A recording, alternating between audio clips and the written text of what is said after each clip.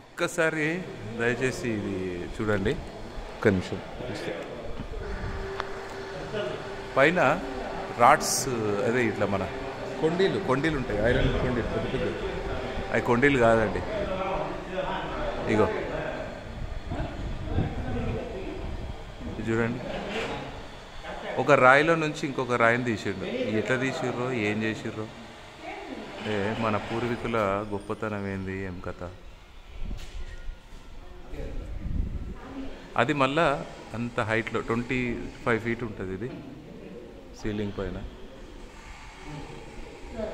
అక్కడ చెక్కిరు దీన్ని, రాయికి రాయి చూడండి, ఇక గొలుసుల్లాగా.